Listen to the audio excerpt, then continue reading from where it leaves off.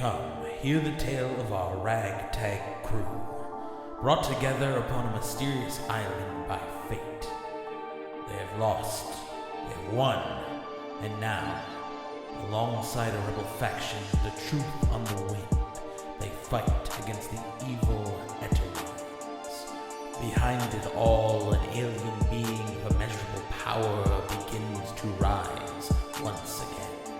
As the land grows cold, our party stands as a light in the darkness. Now, welcome to the Swordcast Adventures. Previously on the Swordcast Adventures. One moment I was hit by that blasted beast and felt myself stiffening. The next I'm floating in front of this gloriously feathered being. They say they have been watching me, and that they hold my memories and the truth about who I am. She mentions the name Zariel, but it seems foreign to me. After we speak for a moment, there is a bright flash, and suddenly I find myself back among Grimtuck and the others. I guess Matolius had some sort of prayer bead that he was able to use to save me. The entire experience was quite jarring, to say the least. I'm still not entirely sure what to make of it.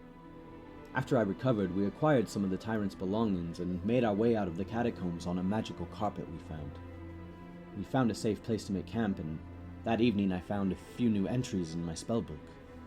The next morning, Matolius and his goddess sealed the catacombs so that no one would enter it again.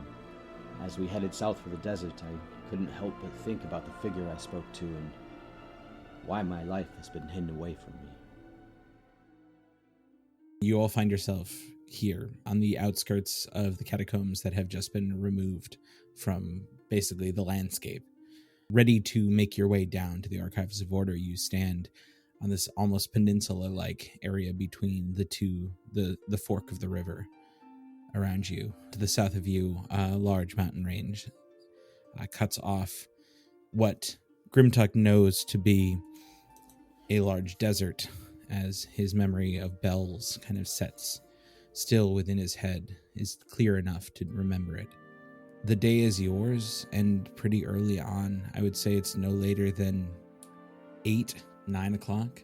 You've readied yourself, you grab your things, and you begin to head. March on! March on. Southward, over the mountains. As you head down this strip of land, with Grimtuck leading this charge, you make very good time. You hit the mountains by, say, a little after midday. Maybe a little bit longer than that, but not by much, as you see the large mountain rise ahead of you. How does this work? Are we aware of the fact that we're hauling ass? Am I just finding quicker paths? How does this work? I would say you're finding quicker paths. I think there has to be some amount of still kind of set in reality. Okay. You have this second, this instinct to travel along, to find these unmarred paths, these trails that are made by animals, but you're find a deer trail or something, but you're able to move across them. Cool. With no issue. As long as we're not just doing just double speed somehow. I was okay. Oh, I mean, you're all just Naruto running, so. Fuck. Okay, cool. But as you do, you make it to the edge of this mountain range, and you all find yourself ready to take this. It seems as though you'd probably, keeping this pace, you might be able to make it over the crest and maybe start your descent by nightfall. But again, with Grimtuck, you find a solid path, and you start to head that way. You could also just be lazy about it. You could. Do you want to be lazy about it? Turns off the totem and just I think we're going this way. It works regardless. It's whether mounted, on foot. It doesn't rely on walking.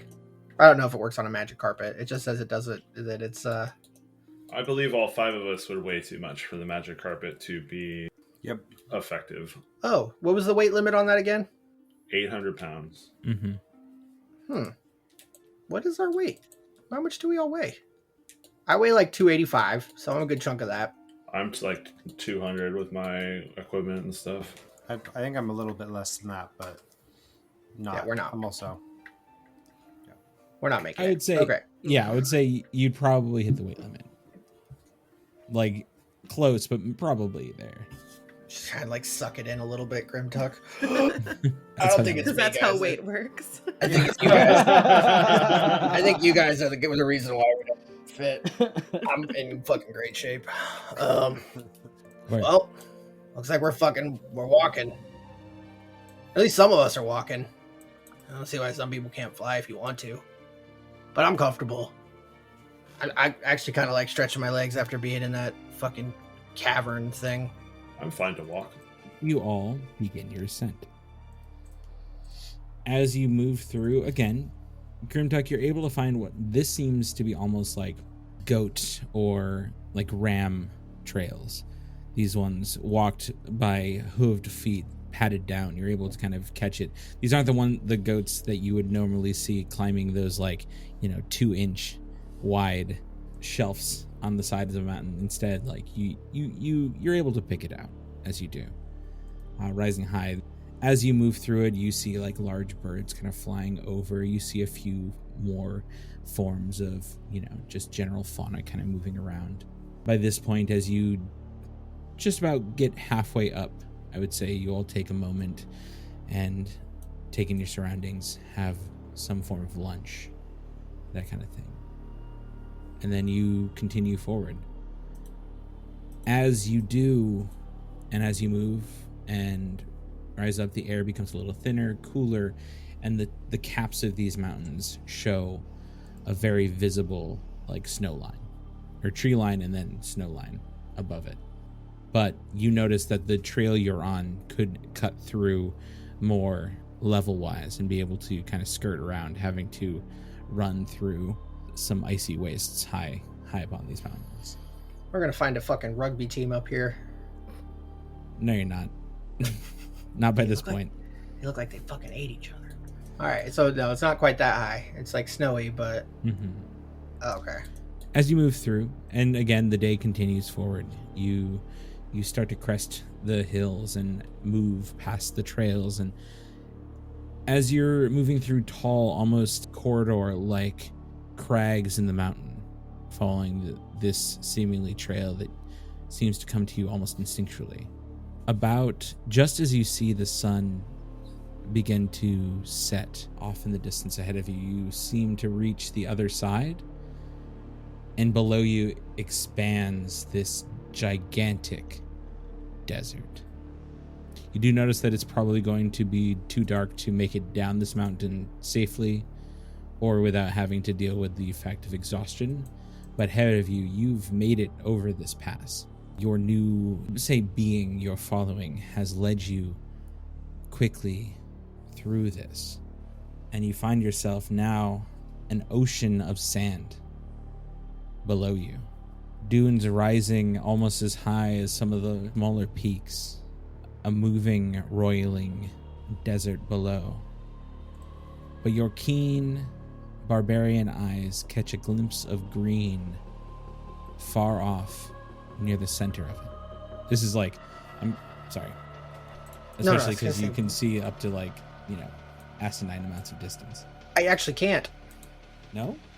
Not at the moment. That's my trade-off. Never. That was my daily trade-off for getting the ability that would let me move faster. Is I can only have one active at a time. My bad. And I can only do that at the beginning of the day. So. And below you see a sea of sand. It seems as though if you took about half the day, the next, you'd make it down to there. So we know that there's a thing out here, what was it? It was I can't remember what it was. No. I know what we're looking for. I'm talking about the fucking the thing that guards it in the middle of this goddamn desert. Oh, some sort of monstrosity. Yeah. Didn't you call it a Leviathan or something of the sort? Like a clockwork or an iron Leviathan or something like that. It sounded like something to not be fucked with. Well, then we should try not to fuck with it. I don't think I remember anything else about it except for just remember that it's here. It would probably be safer not to be walking in the sands at night then. Are we sure that it's a nighttime thing? Well, no, we just won't be able to see, so if it does get a drop on us, we won't know. I mean, if it's a Leviathan, I feel like we would, maybe feel it coming. Didn't you say it was underground? DM, did I say it was underground? Did you?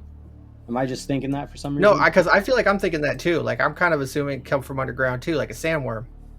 I would say there is that you know that it seemed to swim through the sand. That's fucked up. Okay. I feel like some of us should fly just in case it does come up from the ground. Like I said, it just, opens up and it's just like, I fucking got you. That it doesn't, hit all of us. I was thinking that if your offer still stood, that after today's trek, I might take you up on that in the morning. What, to fly? Yes. I mean, it's not mine. It's Unless our anybody carpet. else Yeah. wanted it. A couple of us could. At least 2 of us, maybe 3. Eldwin, you said you wanted to do it? Yes, that is what I was doing. All right, cool. I do think I'm fine that- with being on the ground. I mean, this is a desert. Won't it be insanely hot during the day? Wouldn't travel actually be more comfortable at night? I kind of feel like it would be. He's got a point. Well, then we would want to make our way down the mountain quickly since the sun is fading, so we should decide soon. Yeah, let's just go at night, guys. I don't want to travel in the day in the sun. I want to make camp and maybe use that carpet, and then we can just put it above us over, and make some type of shelter. And then Already been walking all day in the sun. no, make shelter during the daytime. Yeah. Yeah. Hey DM, where's the moon at in its cycle? Is there a moon? Sky. Nailed it. There is Like a moon. like a big pizza pie. Mm-hmm. More. I would say it's not full. There's enough light in the sky where you see that it's not very cloud covered at the moment. You'd probably get a decent amount of light coming down from the moon. Get some moonlight. Okay. I was like, well, actually, Matolius can summon moonlight, so That's true. I think we travel by night. I think that's a good idea. All right. Let's I'm not fine fuck with it. around, and we can just make camp during the daytime, and that way we're not just dying in the heat. yes, it sounds quite uncomfortable. Yes. Well, first we have to get down this mountain, so we should hurry up. All right, let's do it. About that carpet. Oh, yeah. I do the whole display out, roll out the magic carpet, which is always its own bit of presentation, and then jump inside and pull out, and you just see the carpet, while it's all rolled up, just... then I climb the fuck out. Amelia would move over and begin to unroll the carpet. Okay. Yeah, I'll help too. You throw the carpet out of the hole. It thumps down. Amelia unrolls it as you stand atop this mountain. Amelia takes a step onto it and says, "Rise." It does. It floats, but a mere few inches off the ground, but you feel that weightlessness for a moment. I join her on the carpet. You stand upon it. Anyone else? Mm-mm. I'm good on the ground. Then the rest of you are all just running down? I don't know about trying to run down, but I am Climb down, yes. climbing down. Okay. Make our way down. You still have that up, correct, Grimta? So you can follow the trail. Mm-hmm. Okay. Yeah, it's an all-day thing. Yeah. It's just an inert... It's my inert ability. Our travel pace is doubled. Yeah. I can change it at dawn, or just whenever I take a long rest. Okay. So you start to move down. I would say you are able to. You have your 2 companions flying next to you as you all begin to scurry down these rocks. Following Grimtuck's lead, you find the perfect handholds.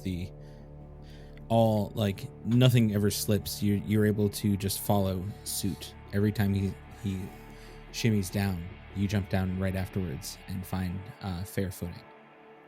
Until, as the moon begins to raise, probably a quarter ways into the sky, so we're getting a little late in the night, closer to things like 8 or 10, if you want to put a number on it. You find yourself at the ground level, on the rocks, but still just below you stretches out a wide desert. You do notice that off to the east, that you could see even where you stand, there is a large river that kind of cuts the monotonous dunes and sand. This is still a ways off, but it seems to be the continuation of what you had seen previously on the other side of the mountain. So before we headed down, Amelia would have taken a second to get used to like controlling the carpet, and then as we go down, she would keep it like within, like close to the rest of the group. But once she gets used to kind of like moving it around and taking it down the slope a bit, she would sit down and open her book. Word. Love it. So Amelia's just flexing on you as she controls the carpet. Reading a book. I mean, it makes sense. You look real magic-y up there. And that does make you look like super magic-y. Mm-hmm. Just saying. Sure does. But you find yourself at the other side. This time, though, it is getting late. If you wish to travel, you would be pushing it through the possibility of getting a full long rest. By the next morning, of course, you'd have one level of exhaustion if you push through the night. We don't want to push through the day, so we'd be pushing through the night to sleep during the day. Okay. What if we just found some place to rest and start partway into the day, or we could camp out all day and then move when the sun falls? I'm down with that. Yeah. Yeah. I think that's better than trying to push ourselves. Mm-hmm. We could potentially move some in the early light of the morning as well, because True. when it's cooler. What then we will want to stop is I will look around for some place to make camp, an outcropping or something. Sure. Roll a survival check, please. I will also be looking from my higher vantage point for the same. Then please also roll a survival check. I'm going to use luck on that. Okay. Because I'm looking for camp. I think I'll be okay, guys. 17. 24. I would say that specifically Indeed. Elduin and Matolius both find a very similar, the same outcropping around the same time. And you see that it's basically an overhang. It digs into the stone a little bit, giving you some amount of cover from the sun above, but also a little bit of cover from anything down below. Like you're able to kind of keep yourself obscured. Alright. This looks like a good place as any. I will try to scrounge for something to burn in a fire. Yeah. Set up a camp. Another survival check, please. This time, if someone wants to do it with you, I'll give the one person advantage or something like that. Or something. It's just, I'll give you something, whatever. Man, I'm rolling like shit. I got a 10. 17. Matolius, you're able to find a few just like scrub brushes. They're small, wiry, but they are very dry and very flammable, which would be very good for kindling. Can I use plant growth to make the scrub brush more volumetric? To increase Are the you fuel? saying you like to make it thick? I want to make it dummy thick. Dummy Please. thick. Sick. Let me just double check. I want to hear the shrubbery clapping all the way across the desert. Whoa. Whoa. Yeah. I think that would be PG Keen. Alright, I will channel the power of the Queen of the Forest to help me here in the desert and grow the shrubberies. So we sit around in the dark, resting. Oh, there's a campfire. It's just not the dark. Not the dark. You know what I mean. A lone speck of light in the night. Mm-hmm. A moat, some would say. But you find yourself here. Again, an odd calm kind of is set outside of your small encampment. This just plain of moving sand shifts and changes as you stare out across. You see dunes kind of rise and fall, but not in the way that anything. It just seems like as the wind takes it, it moves across. As one dune disappears, another forms. I would say this is unlike anything you've seen on Daka Tour so far. The arid nature of it seems oppressive, and ahead of you lies an expanse that seems like it could be deadly. I feel like I probably should have put some extra water in the portable hole. Couldn't have heard. So can't you make like food and water and stuff? Yes, I can actually. I will have to prepare it in the morning. Alright. Well, we should probably make sure we do that because, I got some on me, but I guess I've never really been to it. Like, I saw this place in my mind and I was like, you're like, oh, that place is really hot. And like, it's just an idea, but then you get there and you're like, fuck me. They didn't really, like, it's hard to remember something that's not your memories. So I didn't really prepare for this. I would say it also is comparatively cold right now. The fire is actually keeping you all quite warm as the temperature around you drops substantially as the night comes and continues forward. This place is confusing. I thought it was hotter. At that point, Amelia would sit down and she would open her book and she would begin to perform a ritual. I will clutch my cloak about myself a little tighter. What you doing there, Amelia? She ritually casts Liamon's tiny hut. Good. Classic. That's a good one. Especially for the daytime when we're sleeping during the day. Yes. That was my thought as well. I can do this again during the day tomorrow. That would be an excellent way to wait out the heat of the day. That was exactly what I was thinking. Oh, we got a bunch of money. We can just gamble and stuff. Just hang out. With ourselves. Yeah. Whatever. As the night continues, as you choose to bed down for those who need it, do you wish to hold watch? I'll watch. It couldn't hurt. Yeah, no reason not to. How are we doing that? I'll go first. Okay. I'll go second. I'll go third. Okay, so first watch. I assume Amelia's probably... Amelia, I think it would help us to remember that you stay awake all night if you rolled perception when we rolled perception, unless you're just straight up not paying attention. No, she would be. I mean, most of the time she's like reading out of her book, but it's not like she's ignoring you guys or anything Just like that. Just like, no, fuck off. Fuck. This is All my right. time. Busy. All right, well then Biz. roll perception. You're kicking it. All right, well, you're really into your book. As usual. Fucking nat one, that one. Okay, well, way to make your dice fit the narrative, homie.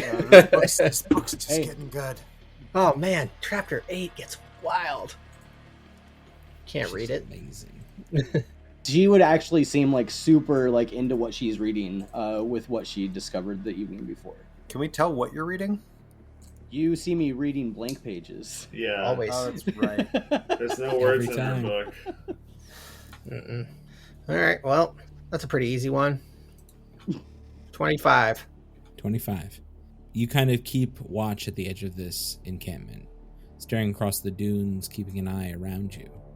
Off in the distance, you see these odd specks move across the sand.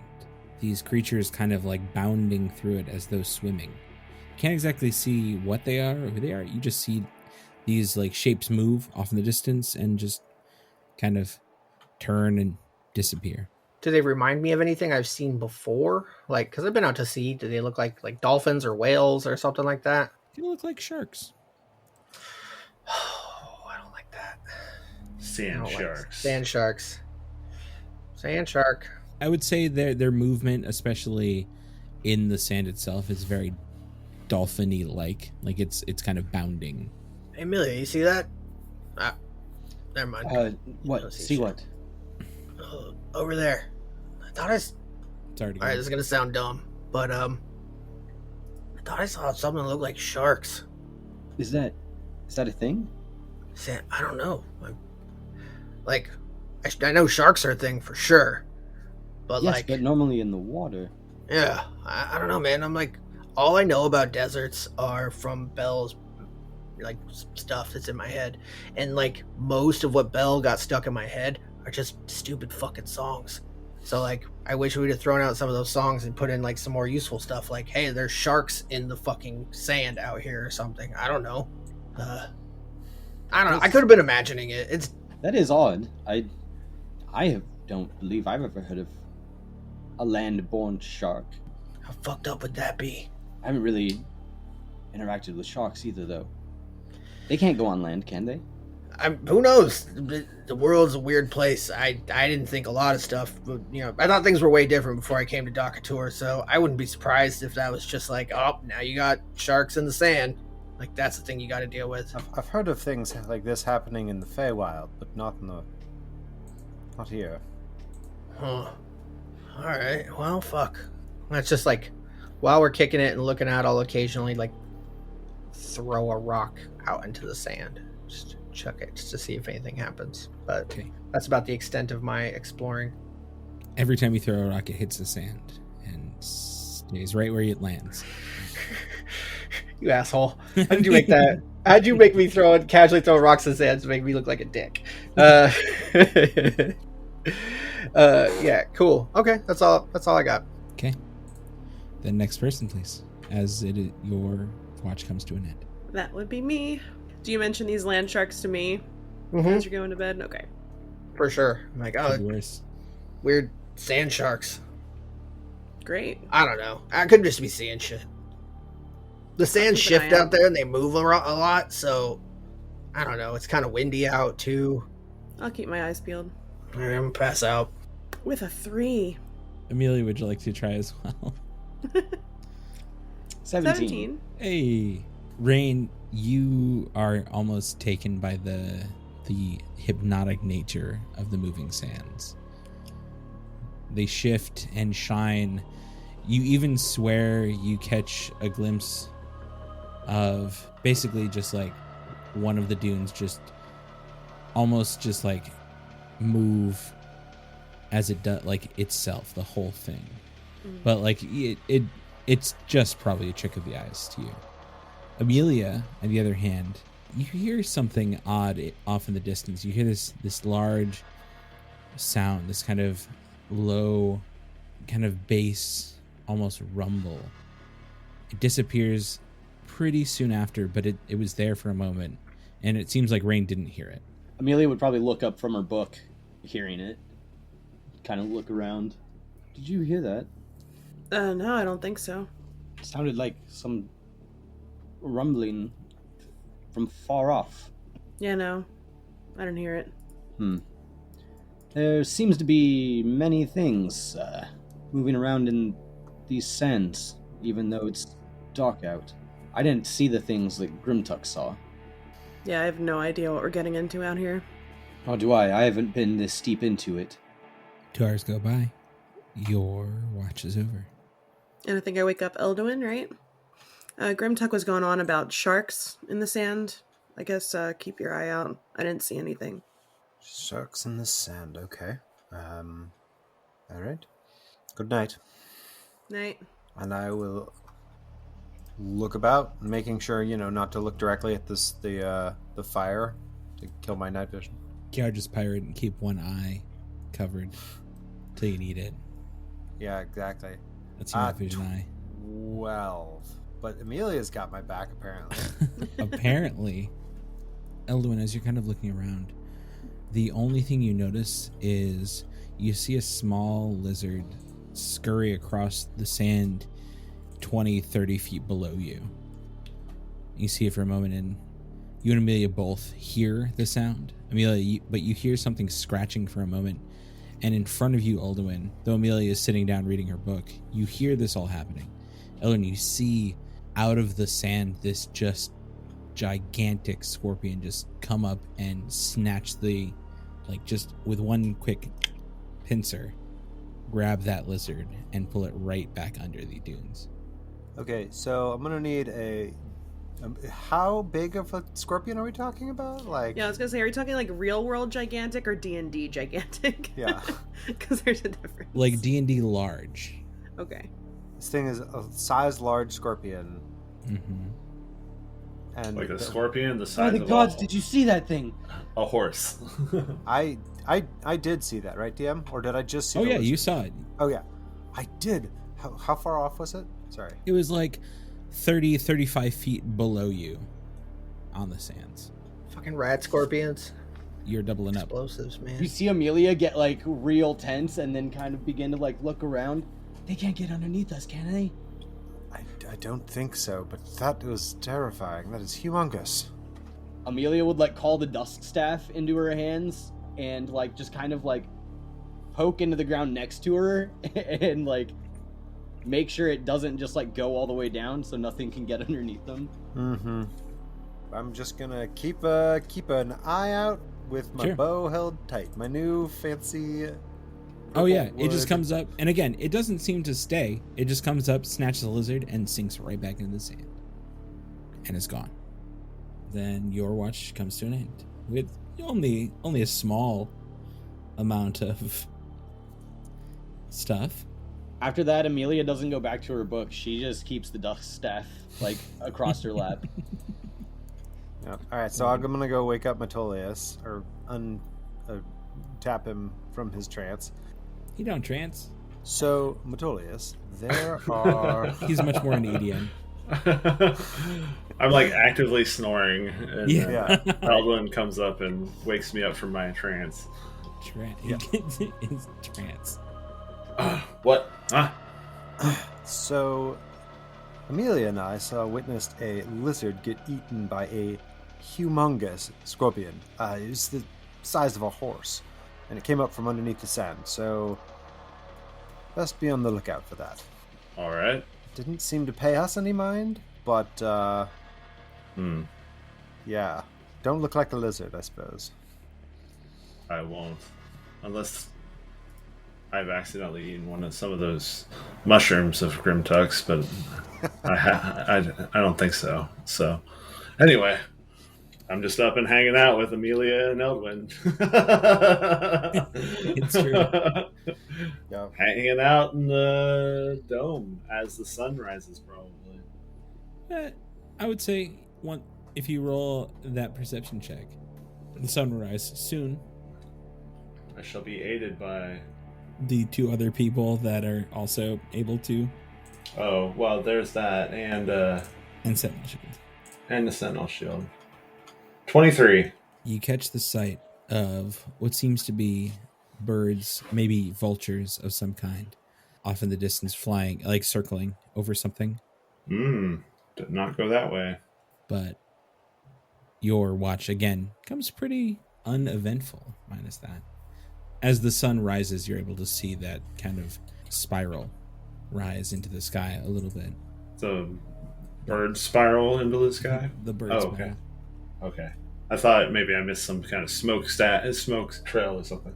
During the time of the watch in the early morning, as the sun rises, I shall sit down and I will say a prayer to Maliki, and I will produce 45 pounds of food and 30 gallons of water. Jesus. Feast, my children. It says on the ground or in containers within range, so I will actually just fill everyone's water skins. Word. And probably not be able to make the maximum amount of water.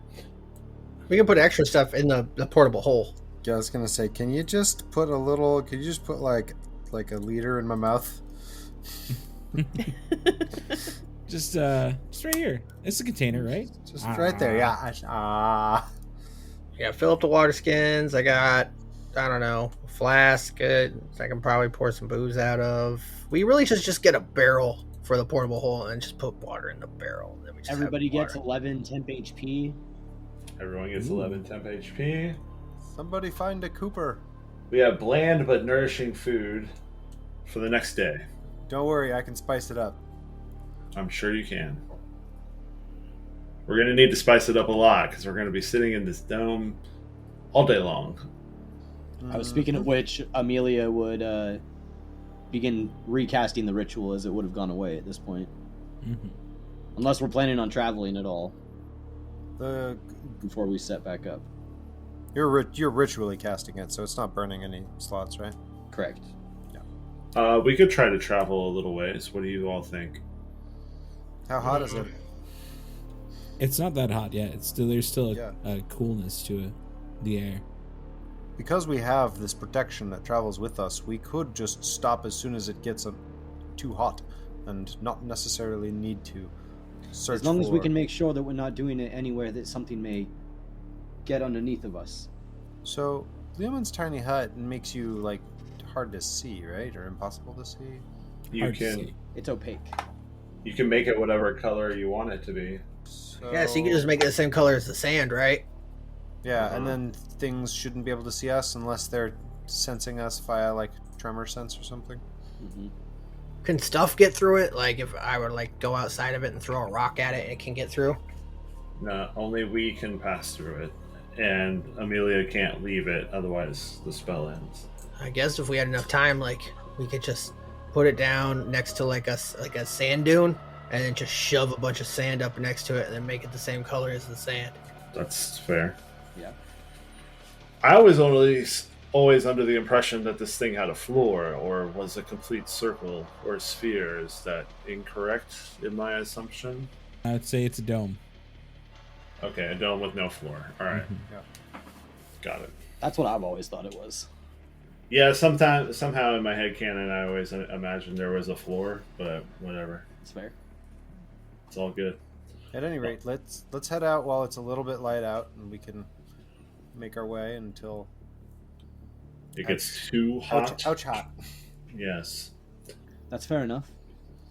We should get a move on then. Yes. Are we still elking it, Grimtuck, or are we... Yeah, Okay. we're living that elk life. I'm not trying to spend more time in the sand than we need to. All right. Okay. So I would say that as you leave this alcove and you feel the coolness of the desert as the sun begins to rise over the mountains, you begin to make your way. Dunes and shifting sand move all around you. This place is filled with dry, dead brush. Very little vegetation can be seen. Amelia would again be riding on the carpet. Mm-hmm. As you, especially with Grimtug, you get a good clip before you start feeling the effects of the heat. I would say you almost get about here before you're at just before high noon. And there is where you feel the oppression of the heat of the desert. Like as the sun rises high above you, you feel as though you're drying out. This is where you have to decide either like cloak yourself or find some shelter. Let's do it then. Let's head it up. Yeah. Yeah, Okay. Amelia would, let's find a spot. Okay, roll, whoever wants to can roll a survival check to kind of find what they're looking for. 16. Grimtuck got a 19. I would say with both of those, you both are able to kind of look around and find what seems to be a set of dunes that you can kind of place the hut between. With a bit of doing, you would be able to also follow through with Grimtuck's plan and kind of even the sand around it. It wouldn't even take that much or that much time to do so. Let's do it then. Yeah, Amelia, when we find the spot, Amelia would pull out her book and begin the ritual. Okay. I think when you guys step off the carpet, I would step on it and just say, I want to go check something out real quick. I'm going to fly this thing high up and see if I can get a better idea of where we're going. Okay. Does anybody want to come with, or? Yes, I'll travel with. That sounds fun. All right. Just going to step on the carpet and just take it vertical, Okay. Guys. elevator style. You rise higher and higher and higher above your companions. And as you do, you see the desert stretch ahead of you. But there is a moment where you get to a certain elevation that there is a change in the color of the sand far off in the distance.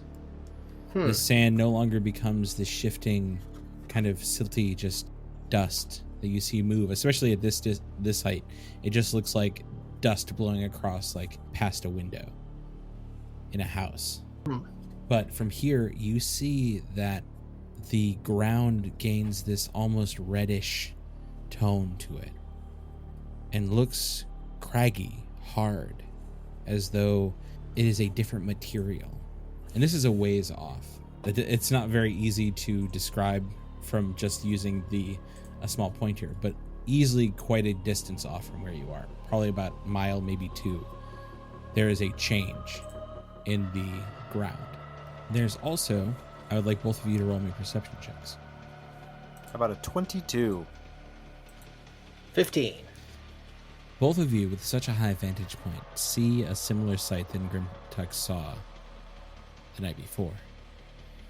A school or a pod of these bounding, almost fish-like creatures. And this is only from the distance you see them. They move like dolphins do through waves. They kind of bound through this rocky surface. But unlike last time, where they seem to just kind of move through and go about their business, there is a chaos to this. And it's odd. They seem to be moving erratically, quickly, changing paths, and then righting themselves, but keeping always together as a group. Until finally you notice something else. That the ground behind them roils and moves as though something moves below it. Off in the distance, behind this pod of these creatures that seems to try to rush away to keep their lives, something follows close behind. Just gonna kind of look at Eldoin and look back at it, just kind of stare for a minute. That's big. Yeah. It's very large.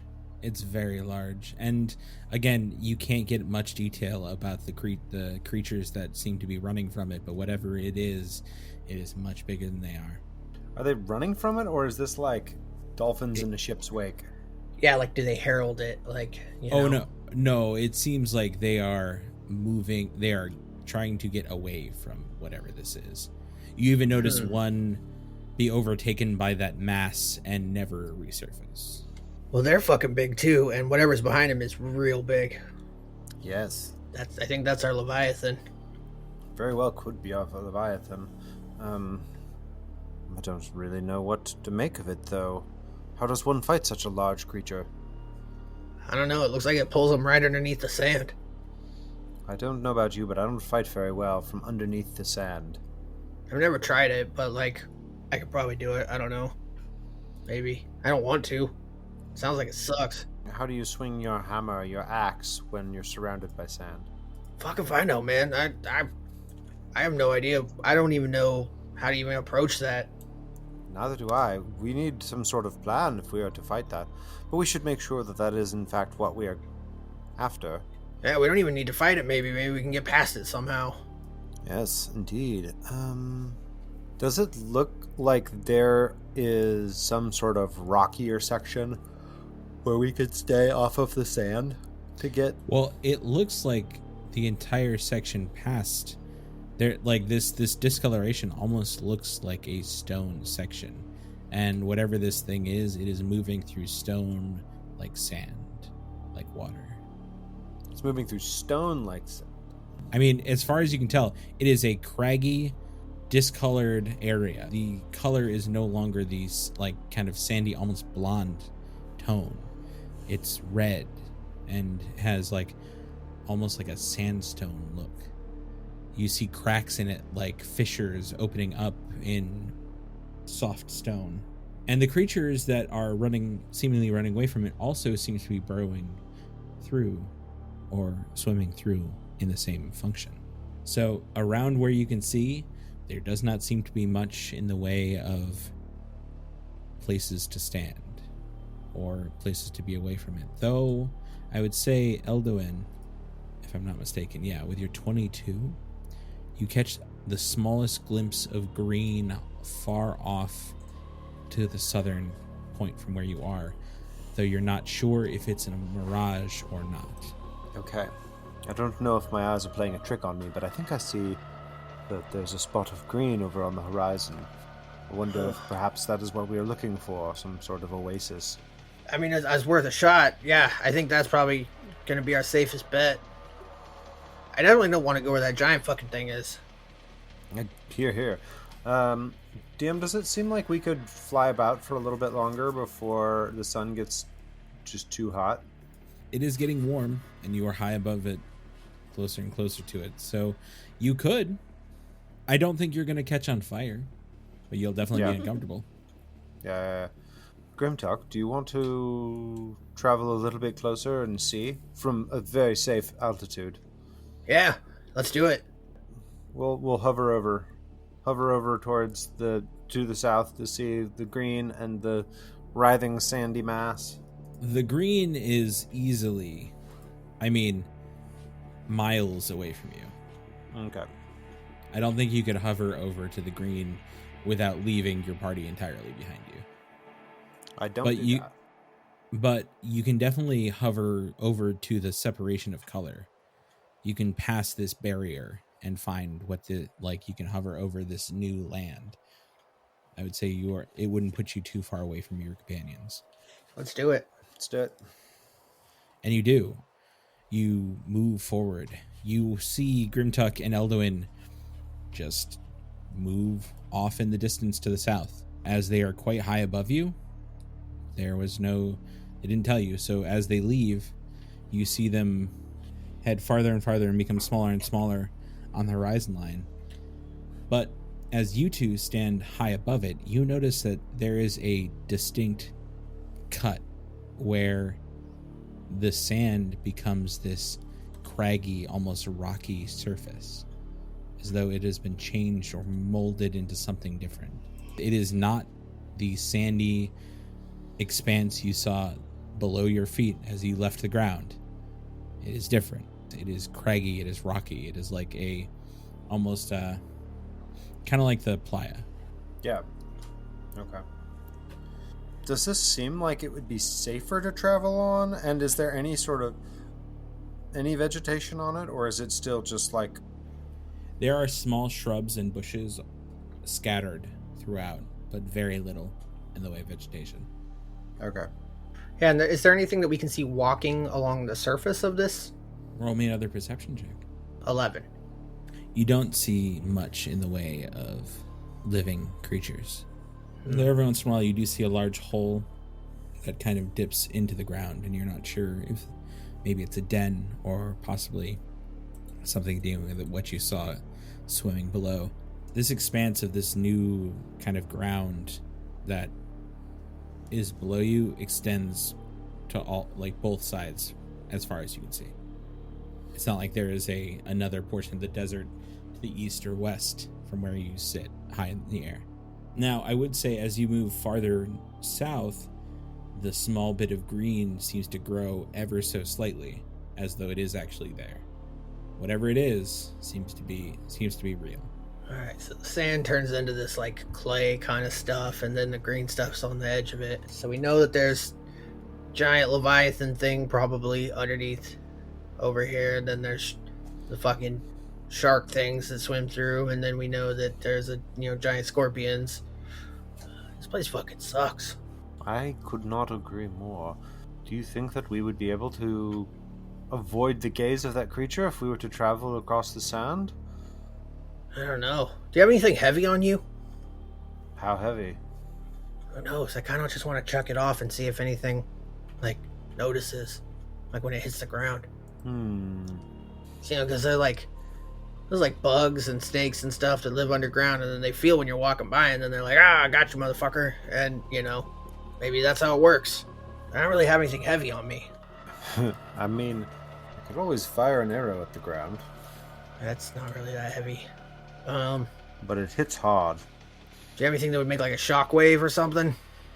A shockwave. Or yeah, just shoot an arrow into the ground and see if something happens. Fuck it. Alright. I will notch an arrow and shoot the ground. You fire your arrow. It flies and hits the ground. With a solid thud, you wait. Nothing happens. Should have brought a big rock. I'm going to add big rock to the list of things I need to put in the portable hole. I got barrel in there, and I'm going to do big rock. Big rock. Rest in You peace, see- Light Rock. Grimtuck pull out a piece of paper. It's kind of crumply. Just draws a picture. Yep. That's, yeah, it's Rock. big rock. Big rock. Does it look like a rock? It kind of looks like a... I know what it means. I know what it is. It's fine. It's fine. Don't worry about it. It's fine. Perhaps we could dash down to the surface and grab something very, very lightly and deftly, and return up to high and throw said rock. I don't think that we see any rocks. DM, do we see any rocks out here?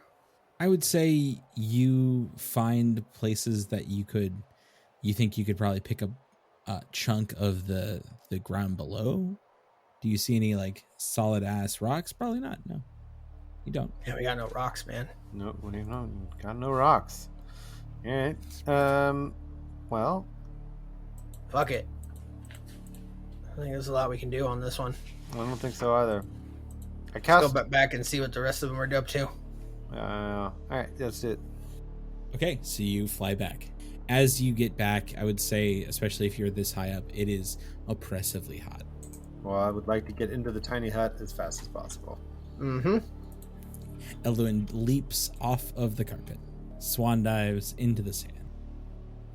No, as you lower yourself down, you find yourself at the hut. I will attempt to relay all the weird shit we saw. Okay. I'd be like, all right, so the sharks are probably a thing. I'm not sure if they were sharks. They look like they could have been sharks, but there's definitely something underneath the ground, and it's fucking huge. Like, big. Like, the sharks were running from it. It's kind of on like a clay, like we get to the end of the sand, and then it's like more of like a clay kind of a surface almost. And then after that, there's some green, like way the fuck farther after that. But somewhere under there is something real big. I mean, if it's that big, we should hear it coming, right? You should feel it coming. But Yeah, I think it might be to our advantage that it is so large and we are very small. If we are quiet, it might not notice that we are coming and going. We should trek quietly and softly across the sand. And anybody who can't should be on the rug. Not naming names. It's not a bad idea. Seems risky. I don't know. Like, I'm not as like sneaky as you guys, but also I feel like if that thing pops up out of the ground, we're gonna want somebody on the ground who can, take a hit, I guess. But Where's your sense of great giant leap onto its back? That's what I was yeah, no, thinking. I'm all for it. But it'd have to be flying to do that. Fuck. Yeah, That's a really good point. I think this is actually what you want. Oh fuck, dude, that's a good sell, Elduin. Yeah, all right, yeah, that makes sense. Question: if I jump off the carpet and I'm the only person on the carpet and the carpet's in the sky, does the carpet just stay there? If you move beyond 30 feet, it won't respond to your commands. So it's just stuck? Yeah. Or does Oh fuck. Or does it just So like Mario drift 2 down? rules. Got it. Yes. Flying I feel like carpets operate by Mario 2 rules. Well, Amelia can just like zip just on there and that like cool thing she does. So I guess there's that. Maybe 2 people should ride on the carpet if one person intends to jump off. Somebody that can shoot from the carpet. Exactly. Like arrows and things. I mean, you don't need to tell me twice, but I do think that anybody who not so light of foot should also be riding on the carpet. I don't know who that would be, but I'm plenty light on my feet. I mean, I'm okay. I'm not bad. Aren't you wearing Clink Clank armor? No, Breastplate. It's not? no. I have Clink Clank armor that I'm not wearing. What are you wearing? I'm wearing Mithril Halfplate. That's why it's hard to hear me. Ah, you sneaky devil. So who wants to be on the carpet? Probably shouldn't have more than, I think, 4 on the carpet? Yeah, I'll be on the carpet because I'm, I'll be on the carpet. Alright. I don't think we're gonna Well, there's half our weight limit right there. 800? I mean, close. I mean, I'm like close to 300. And then You're plus your close to stuff. 300. I'm probably I was around... gonna say, yeah, No, plus your stuff. I carry most of my shit in the portable hole. Unless it's a that's weapon. true. That's true. I carry a lot of my stuff in the Quiver of Alona, but or most of my heavy stuff, but I still have like a pack with my like rations and Yeah. crap. So I'm probably at least 175 pounds. I'm effectively around 300. So we still got, 300 more pounds. Maybe a third person on the carpet, but probably no more than that. Yeah. So who's the third if we do that? Not me. Amelia, I would Amelia. guess. I'm not the most nimble on my feet, and I think I could handle a position from the air pretty well. Cool. Let me Matolius on the ground. Yes. You're coming Got with it. us. All right, that works. Now we just have to wait for the sun to go down. All right. Anyone know a good story? As you all wait for the sun to go down, let's take our break. Hey y'all, Chris here. Wanted to take the moment to let you know that if you're not listening to the Help Action podcast, you're missing out. Our very own Justin Dixon and a few other DMs offer the Help Action to give you incredible insight to bring back to your own game. Find it at help-action.com. Also, if you're having to look for that D&D swag, check out Jess's Etsy store for some beautiful crocheted dice bags. Give your dice hoard a wonderful home to rest. Find it at etsy.com/shop/necrotic-damage. And finally, if you're looking for a good watch and a fun time, check out Chris's, that's mine, Twitch stream, where he plays a variety of games and puts on a dang entertaining show. Check it out every Monday, Wednesday, and Friday at 9 a.m. Pacific Standard Time at twitch.tv/DarkmoreDigital. Okay, let's get back to the action. As you wait within the hut, you see the sun fall behind the mountains. The world around you becomes darker. The moon rises once again, illuminating to a point the dunes around. And everything up to that point's relatively uneventful. Mm-hmm. So, we gotta make it to an oasis. The library, it was near an oasis, and I feel like we saw the oasis. You said you saw some green. I mean, yeah. Yeah. It was way off in the distance, though, so...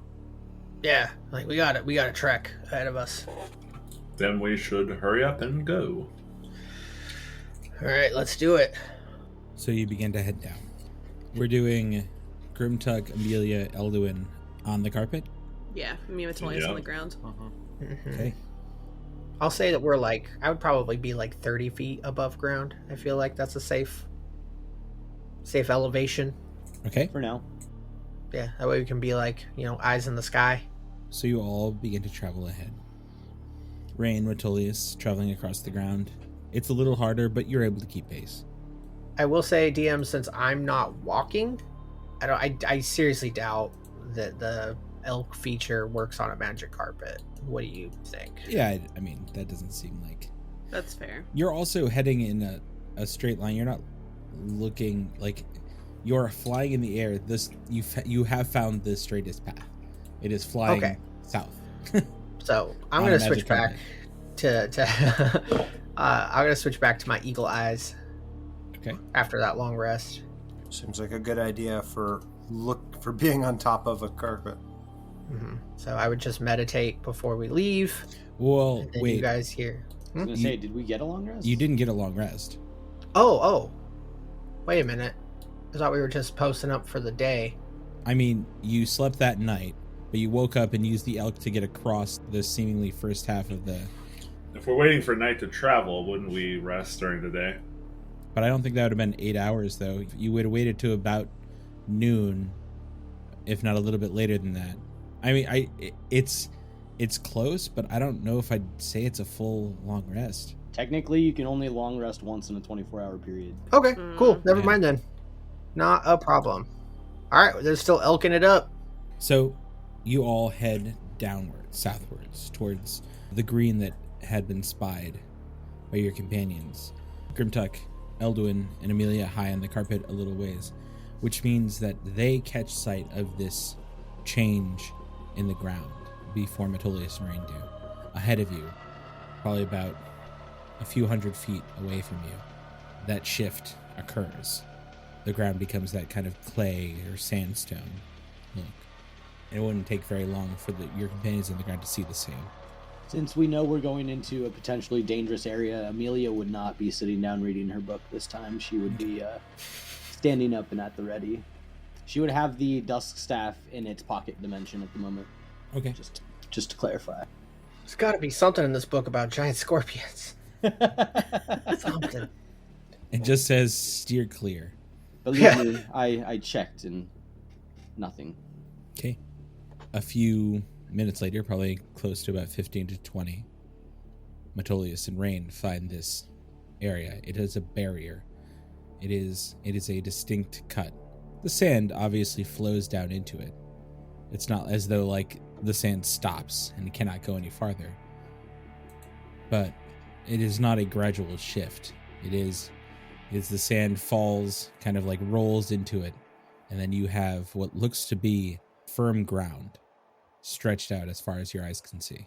So we would be able to assume that nothing would be able to attack from below once we hit this firm ground, or No, actually, you very specifically saw Grimtuck and Elduin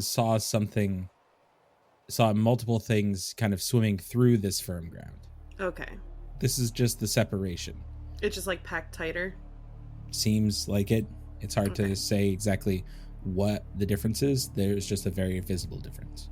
Again, it looks kind of like clay, kind of like sandstone in its make. It's craggy, rocky, or craggy, like broken, dry. It's no longer just loose sand.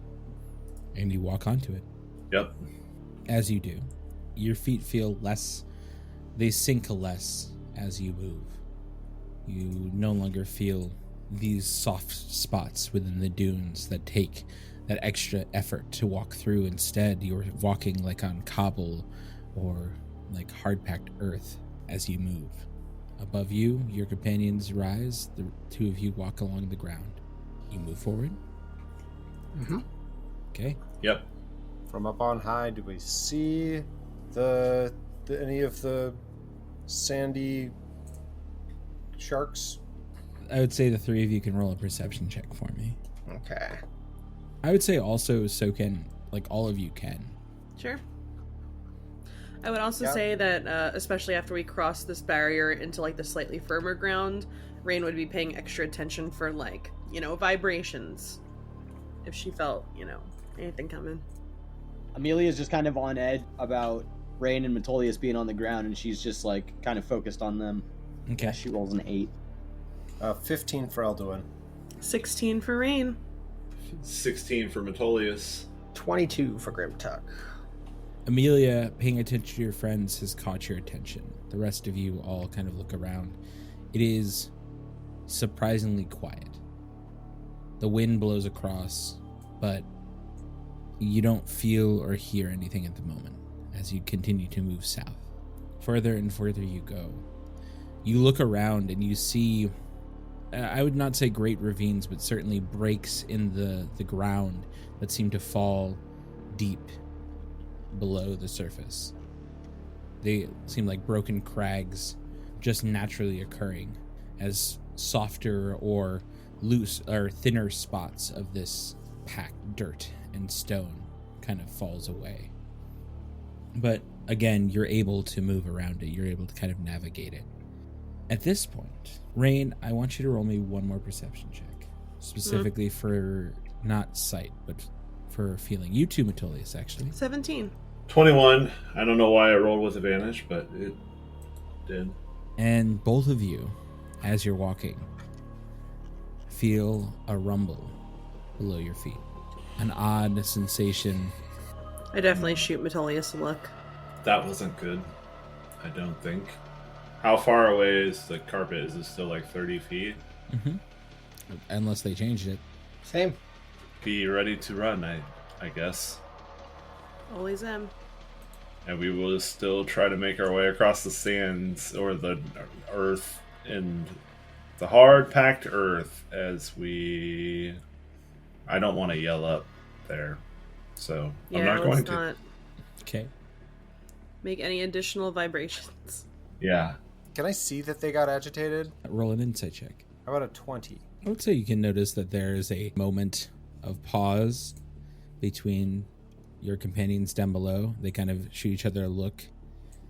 And you see them say something, but they say it quietly. Elduin just screams down with thaumaturgy. No. I want to navigate the carpet down a little bit.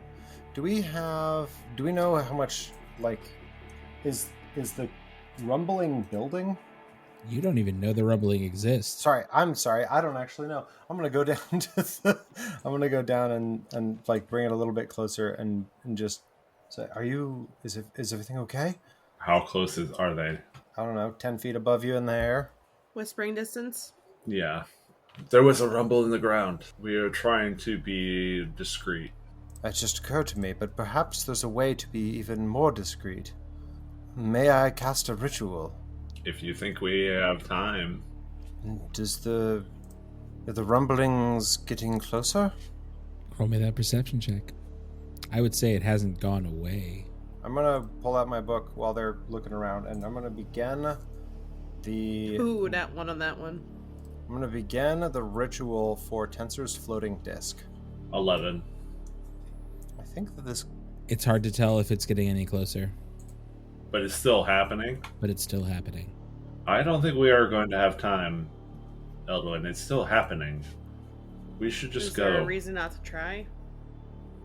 He can sit on the carpet and just do his thing, and if it gets interrupted, it does. Somebody else take the reins of the carpet. I'm gonna yes, begin he could. this ritual. Okay, that's true. Well, we should keep moving. Yeah, oh yeah, no, we're not stopping. Just, he can be on the carpet, casting the ritual. Amelia and will if it gets take the done, it reins gets of done. the carpet if... Yeah, go for it.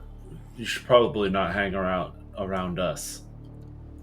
Indeed. I agree. And Amelia would begin to take the carpet back up.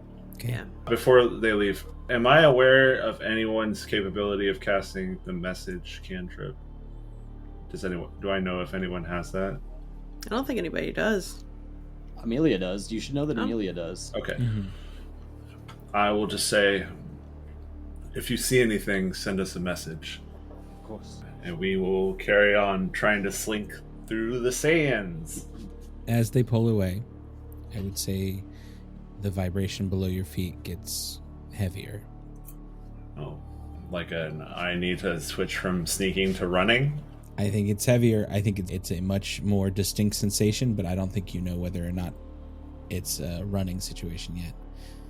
And at this moment, I would say anyone looking, because Elduin's casting a ritual and Amelia's flying this. So I guess Grimtuck, feel free to roll a perception check. Okay. 19. Though you don't have the eyes that you usually do, off to the west, you see a shape moving below the stone. A roiling, tilling of this stone and clay rises and seems to be moving along the edge, closer and closer, as though it seems to be moving behind your companions. Okay, guys, we've something. I don't know if that thing knows we're here, but I can definitely start to see it. Wait, what? What do you see? I'm gonna point to what I see. It's back over there. It's not headed right for us, but we've caught something's attention. I think if we take off running, it's probably gonna know where we are. Mm-hmm. I would say, again, only Amelia is hearing this because they flew up. Mm-hmm. So I would start to lower the carpet towards the rest of the crew. just like everyone's like taking the reins, finally the carpet just throws you all off and be like, Well, one no, at a time. Amelia would pull out a piece of wire and she would send a message down to Matolius. And Amelia, you And- do see that kind of royal of stone. There's something behind you. We can see it moving in the ground. I don't know. Sorry, what it who's is, but it's piloting? Big. Sorry. Amelia. Thought I was. Yeah. Okay, yo, you are then. Cool. I missed that part entirely. Sorry. All I remember was Eldwin saying he wasn't piloting, so I apologize. My bad. No, I'm deep in my book right now. Okay. That's on me. I'm not piloting shit. So Amelia says somebody's following us, Something's There's behind something you. or behind something is following us. Okay. Is We can behind see you. it in the ground. It looks very big. How far? How far behind them does it seem? Just at the edge of that kind of clay separation, which is a decent distance away. So like a couple 100 feet. I would say at least a couple 100 feet. She would resend a message and say, "It seemed to be where the land changed, a few 100 feet." As you're staring out and saying that, Amelia, whatever this is, moving underneath, stops for but a moment and changes direction and starts to head south, straight towards your companions. God damn it. How am I doing on this ritual? Oh, I mean, you're like a minute in, man. Yeah, This is like not no happening. time. It just moved. It's coming for you. Oh, fuck. I'm assuming we feel Oh, yeah. a Do we The feel rumbles comfortable? become I look at louder. Matolius and like, do we split or do we run together? Split. I'm All right. heavy. I'm heavier. It will probably chase after me, and I will take off running, and I Okay. will not be subtle about it. Okay. I don't know if I can even look while I'm doing this, but as soon as I start seeing them running, I'm just gonna like throw my book in the bag and just be like, all right, no time. Sounds good. Make for the green. If I see them split, Amelia's just gonna turn to like Grimtuck and be like, "What are they doing?" I don't fucking know. I'm going to yell down, make for the green! That way! As we split, I grab a prayer bead, and as a bonus action, I will bless myself in rain Okay. for the next minute. Sounds good. And then I start running through the sand. Okay. Clay though, we're on the clay now, right?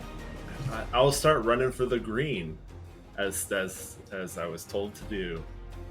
Well, then I would like you all to roll me initiative. There it is. Oh, great. And I got Aw. one, and... Oh, I got two in there. 18. Only an 8 for Elduin. Amelia got a 7. Grimtuck got a 15. 11 for Matolius. As Matolius and Rain split, and the ground behind them begins to roil and move, this low, groaning, just dirge echoes out. And finally, now you see it move as this just mound of material just starts to head straight towards your companions below. Rain, you're being chased. Great.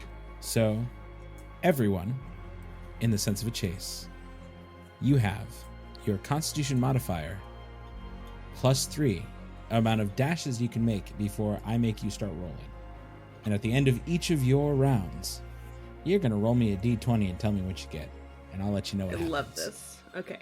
I'm assuming my being able to dash as a bonus action doesn't help me at all. All in that this? would do is get you tired quicker. Yeah, that's fair. Okay. You could do it. Don't get me wrong. But You it can puts use ahead it. faster as well.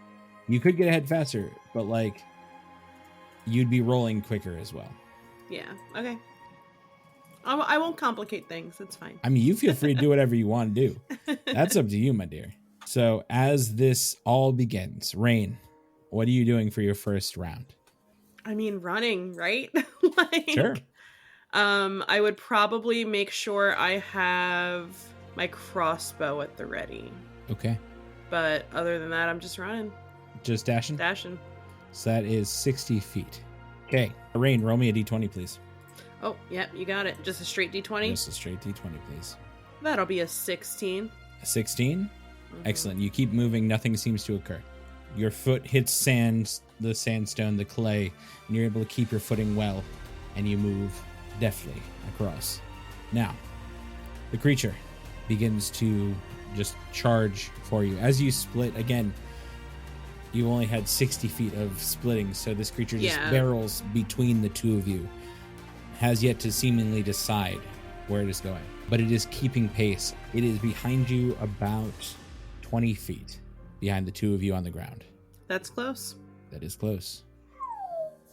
Bringing it to Grimtuck's turn. Grimtuck, you are flying high above this thing. You see this long something moving the stones and rock and sandstone and clay below it, leaving kind of a depression there. I'll just yell out to Amelia because she is flying the carpet, controlling the carpet. I'll say, I kind of look at both of them, like just starting to haul ass and see if it's pacing. You said it looks like it's aligning itself behind Rain. No, it has not. It has not seemingly chose one. They haven't also had much space to separate yet. Okay, I'll just say, bring it in low. We could throw down a rope for someone in case they need it. Okay. And I will bust out a rope. I don't know if I can fashion anything like a lasso or something, an emergency lasso, or just throw a knot in it, something to be easier to hold on to. Roll me a survival check. 22. You'll be able to make something like a lasso, something that someone could hold on to. You're pirating You're able to tie knots pretty well. Cool. All right. And then I will just have the rope in hand and with the intent to throw it down if I see anybody slip up or fall or anything. Obviously, I can't hold that action, but that's just the intent. You're effectively keeping pace with them at the moment because of its flying speed. Okay. And I'll just tell the rest of the people on the carpet, we can throw this down, but if we hit our weight limit, I'll jump off. I'm fast as fuck. Sounds like a plan. I draw my bow and an arrow, and I'm keeping an eye. If this thing shows its face, I will fire. Okay. Unless any of you are getting off of the carpet, I'm going to move you all kind of at the same time. Okay. Unless you choose to do, I will let you do something on your turn if you wish to do it. If we're just keeping pace, then I'm mostly trying to make sure that people don't stumble or fall or things like that. In the event that they do, there's a chance they'll enter the initiative order like normal. Okay. Yeah, I would say the carpeted crew is one unit. It would just make it easier in the long run, though we'll have you in initiative. It just makes it weird in a chase situation because of that. But Matolius, you are on the ground and running. What do you do? Dash? For my action, Matolius will dash away and 60 feet, and then at the end of the 60 feet, he will burn a spell slot, and I'll Misty Step additional 30 feet using my bonus action. Okay. So that is a second level spell. Matolius breaks quickly ahead of you all. You see him disappear for a moment and reappear 30 feet in front of all of you. I sort of want to bang on my shield as I'm running, or I just want to make as much noise as I can as I'm going. Okay. And so I dash 60 feet, yeah, and then I jump, Misty Step, and that's the end of my turn. Roll a d20. A natural 1. Out of nowhere, you just reappear from your Misty Step in the middle of this craggy, thorny bush. I need you to roll me either a dexterity acrobatics check or athletics check, please. I will roll an athletics check. Okay. 18. You feel the thorns kind of catch onto your clothes and hold for a moment, but you're able to just burst through it. All right. You find this complication paltry at best. Elduin and Amelia. Obviously, Amelia, you're controlling the carpet. Elduin, you're holding your shot. Is there anything you wish to do outside of that? Assist Grimtalk in need. Okay. Amelia would be, she would kind of call back to Grimtalk. This thing doesn't move very quickly, but I'll do what I can. And she would begin to slowly have it descend as its speed is not very quick, but she would have it probably lower about 10 feet. Okay. So that she makes sure that we're not falling behind trying to lower too quickly. Okay. She would use a bonus action to summon the Dusk Staff into her hand. Mm-hmm. And she will pull out the Petrified Eye of a Newt in her other hand, and she will hold it as she's going to hold a casting of Hex if she sees anything come out of the ground and try and hurt Matolius or Rain. Okay. Then as you hold your spell, we're going to move on to Rain. Rain, are you continuing your action to dash? Yeah, I think so. And again, I'm just checking. I believe, just remember to mark down the amount. Rain, I think. Oh yeah, I'm keeping track. Okay, so this I will only be get your 4, second dash. So, yep, it's my second dash. And I mean, I'm paying attention to see if anything breaks the surface. Mm-hmm. But other than that, I'm just running. No, behind you, just the ground rises as though it is pushed out of the way. It rises higher than you do, than you are tall. Yeah. It's just this moving mass, like a wave through the stone behind you. And I need you to roll a d20, please. You got it. Also, for what it's worth, I'm trying to be as light-footed as possible while still running. Sure. And a d20. 19. Once again, you dodge out of the way of anything in front of you and you keep moving forward. Though, as it did follow your companion it seemed to turn slightly as Matolius banged and crashed upon his shield to make noise. It seems to move in his direction the second he disappeared. it steadied itself and is now hot on your trail. As Matolius, as you break off, you notice that now that you reappear, it is running close behind Rain. That's the opposite of what I wanted. It is true. How dare. How dare. Grimtuck, you see this as well. Is it gaining on her? It is not. Okay. Is there anything you wish to do as you are standing above, as you slowly sink down, trying to keep pace? Oh, it's my turn. Okay, It is your sorry. I thought it was just like, oh, I see this. I am going to ready an action to, if I see Rain start to falter at all, to lasso her. And I'll just say to Elduin, be like, if she fucking stumbles and that thing starts to gain on her, I'm going to lasso her, and I'm going to hand this thing to you, and I'm going to jump off this fucking rug. All right. And I'm just going to just hold the action to try to hold and wait for the lasso if it's needed. But, Okay. you know, only if it's needed. Are you skilled at throwing lassos? This is not... Fucking pay attention. Matolius, what do you do as you notice this thing shifts its sights upon your companion? How far away am I from it? I mean, I think you've kept pace with Rain, so she is ahead of you now. And you're all, actually, it has kind of matched just about with you. It is a little ahead of you, effectively. It's ahead of me? It is like pulled just a few feet ahead of you. Okay. So if I could visualize it, it's like Rain and I are running perpendicular to each other. Well, she is now about 30 feet ahead of you. Right, but our running tracks are parallel to each other, I mean? Yeah. Okay, They're and then parallel. the creature is in between our two running tracks? More like parallel to you at the moment. Okay. But chasing Rain. Okay. But chasing Rain. Yeah, because it's officially started veering towards me. I really want to get its attention. So I will summon an ice storm using my only 4th level spell slot, and I will call down an ice storm upon it. Okay. Let's go ahead and mark my 4th level spell slot off.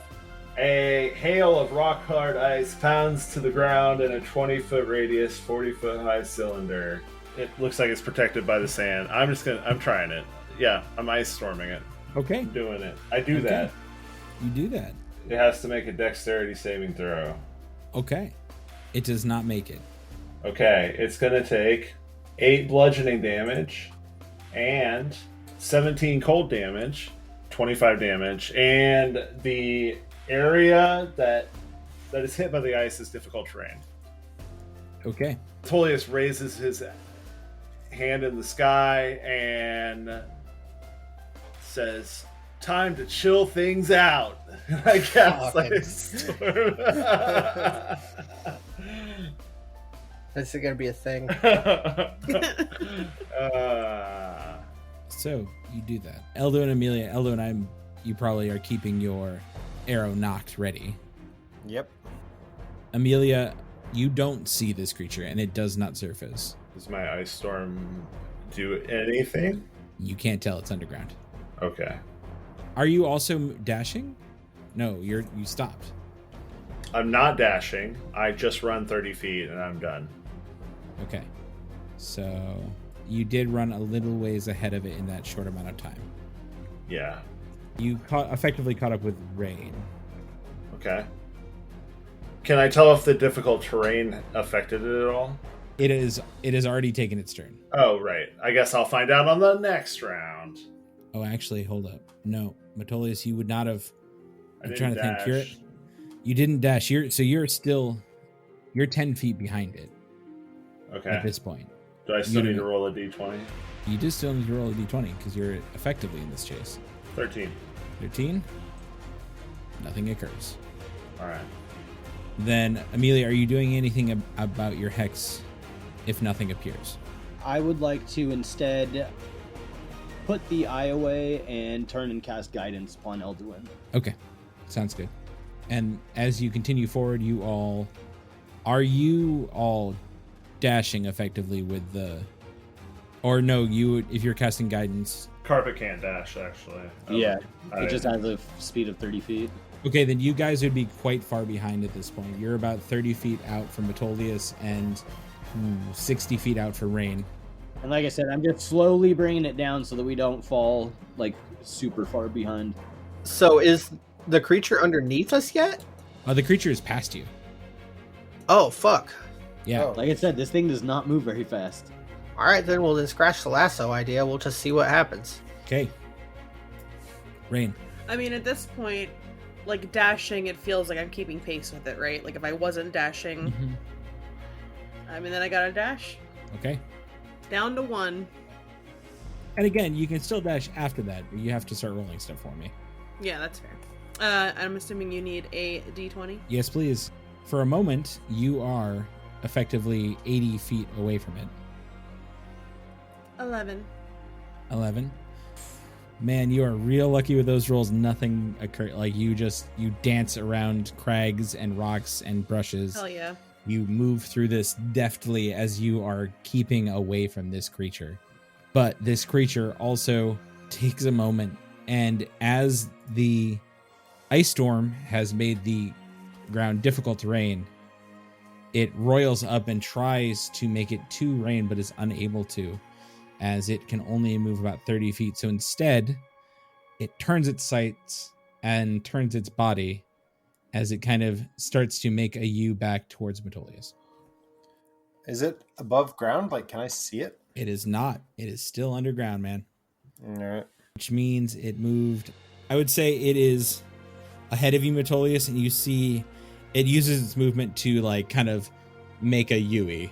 So it's not on you, but it is definitely now heading back towards you. That's what we want. He says that now. He says that then, too. And he'll say again. He says that with his dying breath. Grimtuck, you see the creature Not a lot to turn. do. Oh, sorry. Go ahead. You see the creature turn. It's not a lot I can do here. Matolius is about 30 feet ahead of you guys.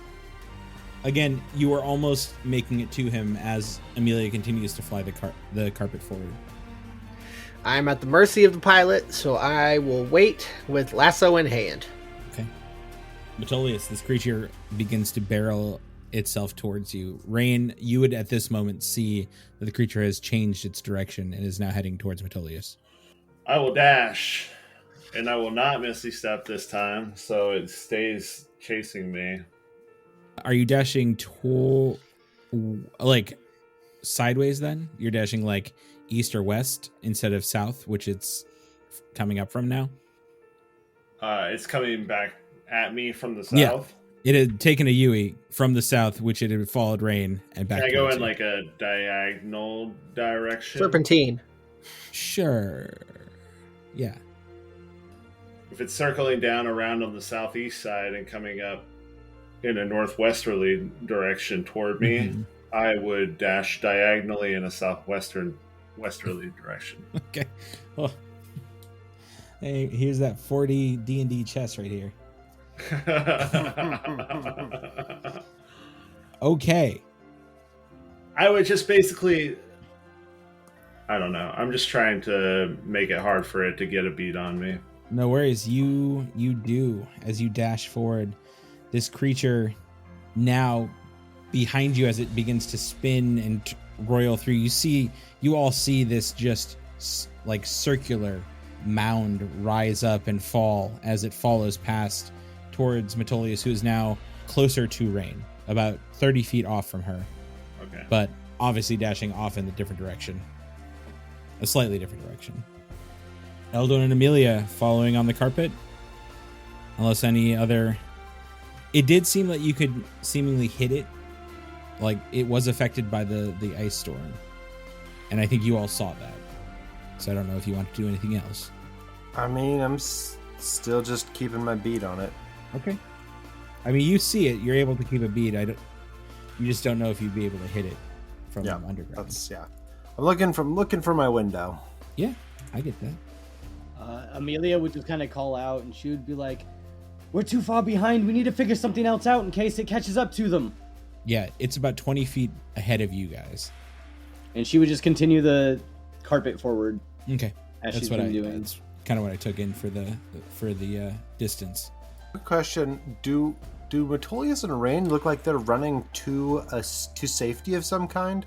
Or are they just running across like open clay and it's miles for them for something that looks like safety? Effectively, Grimtech pointed them in the direction you saw the green portion. So I think that my idea was they're kind of running southwards with a bit of variation. The last time we had talked about the green, it was a speck on the horizon. So I was just curious. Curious. It's far away. It's there, but it's far away. Okay. I would say, Rain and Matolius, roll me a perception check. Let's see. 24 for Matolius. 13 for Rain. Your dark vision is able to see off in the distance, fading out past the kind of glow of the moon above. You see this kind of what looks to be small, like trees or some form of vegetation off in the southern, like southward from you. Rain, I don't think you could see it. You're just basically running away from this creature. Yep. I mean, not much to go off. I don't know if I can. I don't think I can do much with this information right now. But Last dash that I have with my con mod, anyway. Okay. Last free dash. Last free dash. Then a d20. Yes, please. So, Rain, you run another 60 feet ahead. Now, off in the distance, as you make it even farther ahead, 13. Once again, nothing occurs. You are just rolling so lucky on this. Complication-free chase. But Right? off in the distance, you're unable to see the vegetation, but instead, out of the darkness, these two ebon, just like structures, kind of rise into view from where you are. Mm-hmm. They look angular and geometric, seemingly unnatural, but they are on far opposite directions, but they seem to be parallel to each other. Okay. How far off? I would say they're about, give or take, 260 feet. Okay. That's reachable. Got it. Matolius, the worm swings around and heads towards you. It is no longer in difficult terrain. Yep. It is able to catch up to you. Like fully catch up to me? Yeah. Alright, if it's gonna overtake me, I would turn and face it. Okay. I will face my sandy doom. As Rain runs ahead and Matolius, you feel the rumble of the ground and you hear this odd, wild screeching, just like almost mechanical sound. And a few things occur. Because I know that Elduin still has a bead on this thing. Out of the sand, out of the rock and earth, and dirt below, rises this heinous looking creature. As it catches about 20 feet away from you, this creature rises from the ground. Elduin, feel free to take your shot. Is this thing a size ranking gargantuan? Oh yeah. Fuck. Oh yeah, baby. how far away from me is it right now? From Not you that far. guys? Yeah, from us up on the mobile weapons platform. So 20 feet prior to Matolius. When it rises, it is Is it rising underneath us or on the opposite side of us? ahead of you. You're still 30 feet away from it when it rises. It still can move past where Matolius is in the process. So are we in its line? Like if it's coming out of the ground, like are we going to hit it coming in the opposite direction, or are we behind it so we'll see it rise up like You're behind it. Oh fuck, okay. I am going to fire with sharpshooter. Okay.